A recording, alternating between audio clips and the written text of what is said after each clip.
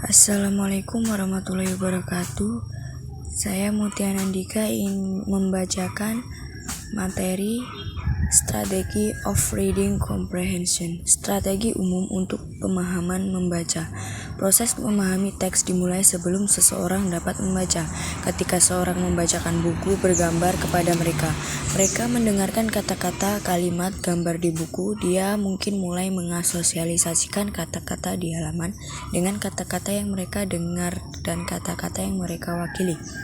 Untuk mempelajari strategi pemahaman, siswa membutuhkan pemodelan, latihan, dan umpan balik. Strategi pemahaman kunci dijelaskan sebagai berikut.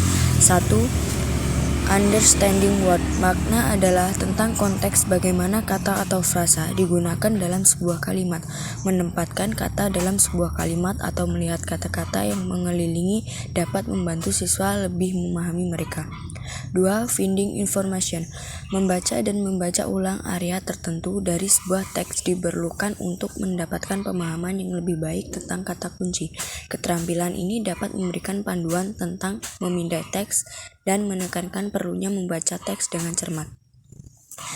3. Identifying the main idea. Jika seorang bisa mampu mengidentifikasi gagasan utama idea dari sebuah teks, mereka lebih mungkin memahaminya.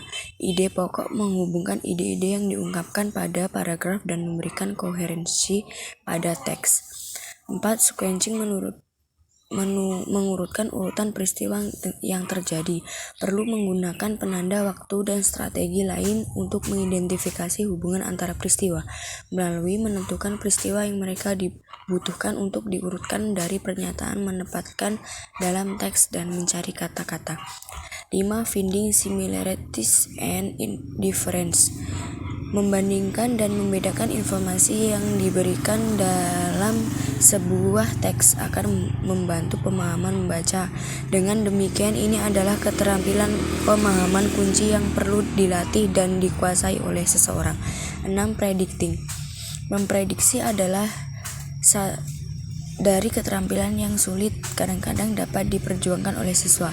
Intinya ini melibatkan penggunaan menggunakan informasi dari teks untuk memprediksi hasil yang tidak secara eksklusif dinyatakan dalam teks.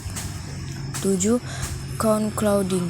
Keterampilan ini adalah tentang cara menyusun semua informasi yang disediakan teks, membuat penilaian dan membaca kesimpulan berdasarkan fakta dan detail yang disediakan dalam teks.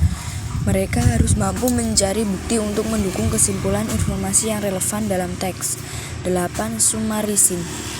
Meringkas atau merangkum teks dengan mengumpulkan informasi penting dan mengidentifikasi poin utama. Untuk melakukan ini dengan sukses, siswa pertama-tama memahami informasi yang diperlukan dan jawaban mereka.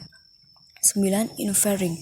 Inferring tentang mendapatkan tentang apa yang paling mungkin benar. Mereka terbentuk setelah evaluasi yang cermat dari sebuah fakta-fakta yang tersedia. 10. Cause and effect. Keterampilan ini adalah tentang pemahaman bahwa penyebab mengarah ke akibat dan bahwa mereka terhubung. 8. Fact on opinion.